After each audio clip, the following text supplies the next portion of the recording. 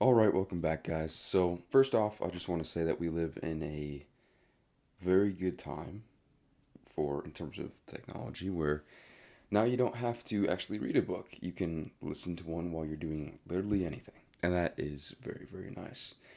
But first off, we'll just get right into the books I recommend. And the first one is Outwitting the Devil. And this is by Napoleon Hill. Now, the reason why this is one of the books I highly recommend is because one of the things he talks about the most in that book is how whether you're religious or not, there is a certain force that tries to stop you from doing the things you actually want in life. Now, you have to figure out what those things are, which is very difficult, actually. But you have to understand that there's something trying to stop you from doing that, certain fears that try to stop you from doing that. And the fears are poverty, criticism, becoming ill, loss of love, growing old, and death. Those are all the fears that he says try to stop people from doing things that they actually want in life and do stop people from doing those things. But another thing he talks about is how you cannot be idle in life like so many people are. And this goes back to the whole religious thing, and whether you're religious or not, that's your choice, obviously.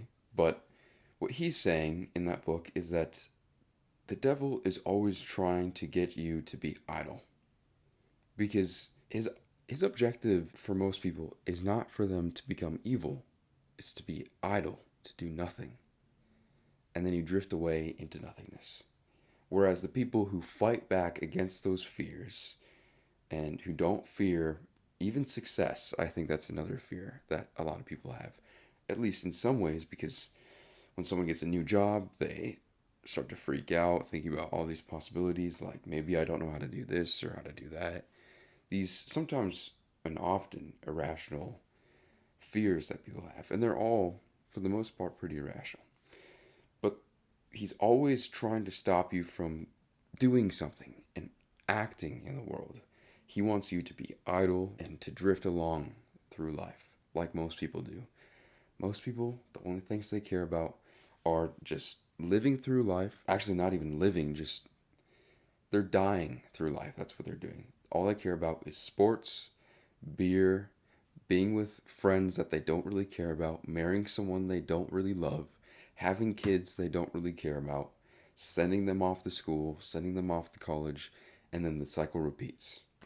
That's all they do, and they just drift. They drift.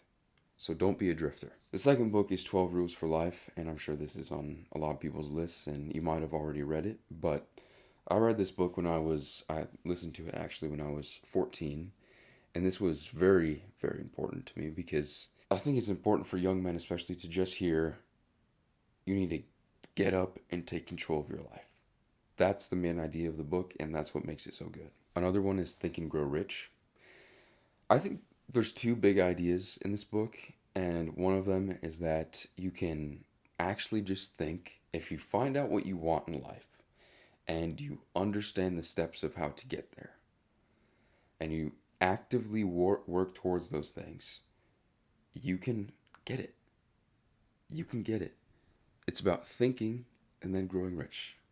Because then you can put yourself in this position where you want something so badly. You think about it all the time that doing anything outside of that actually hurts you because you just realize this does not go along with the path I am taking. And the second big idea is that you can do so much more than you imagine. So much more. And this goes along with Outwitting the Devil because obviously wants you to be idle, to be a drifter. But once you start to think about all the things you can do in life and even think about crazy things that you would go, I don't know if I could do that. I don't know if even 30, 40, 50 years, I don't know if that's possible. You have to take that and go, you know, that is possible, and I'd like that. So I'm going to work towards it because I can see me wanting that my entire life. So it's just about trying to expand your mind and realize there's so much more you can do, and you are limiting yourself every single day, every single moment to the people around you and what they think. Because what happens to most people in life, these drifters, They limit themselves to what their parents thought. Their parents say, get through high school, get through college, get a job, get married to someone you probably don't like, get a job you don't like, retire, die. That's what they tell you, and that's why there's this eternal cycle for most families where no one's ever going to break that cycle unless they think. Just think about something that seems insane to most people, and it will be insane to most people. They won't believe you and sometimes criticize you for going after what you want, but it's just choosing to continue.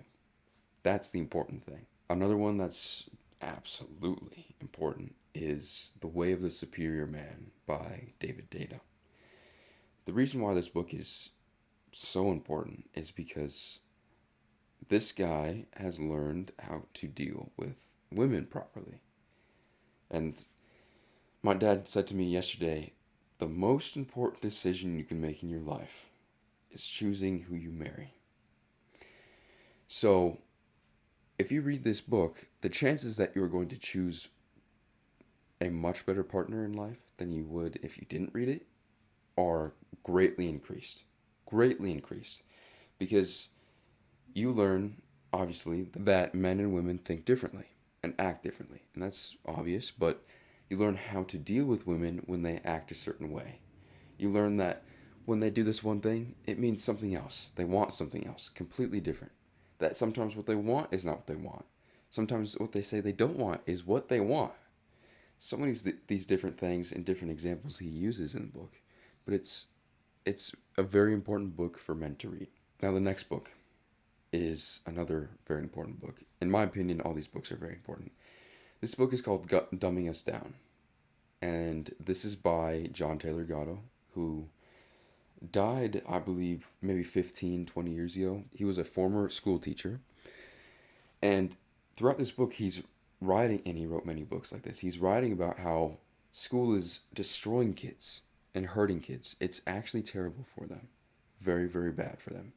So if you plan on having kids in the future, which I hope you do, you have to know why school is bad, how it was started in America. It was started in, I believe, the 1790s, no, it must have been 1890s in America, or 1880s in America, in Massachusetts. And it was by people in the government forcing other people's children to go to school.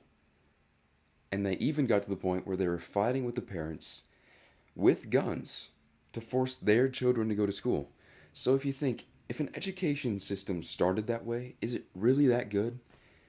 I mean, if you, right now, did not go to school, your parents would get arrested if you did it that enough times. And if your parents didn't do anything about it, they would get arrested.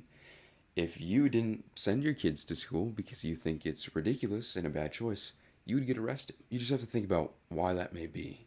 Why does the government want to teach you things or teach your children things, but as soon as you decide not to be a part of that, maybe you want to homeschool your kids without some homeschooling curriculum that is given to you by another homeschooling school, then you're going to get arrested. Why is that? The next book is Man's Search for Meaning by Viktor Frankl. And I think this is a very good book because this talks about him going to a concentration camp during World War II and seeing how the reason people died most of the time was not because of what happened to them, but because of how they reacted. He saw that these people, these prisoners, could basically live as long as they wanted until they gave up. Until they said they couldn't take it anymore. They would go in a corner and die.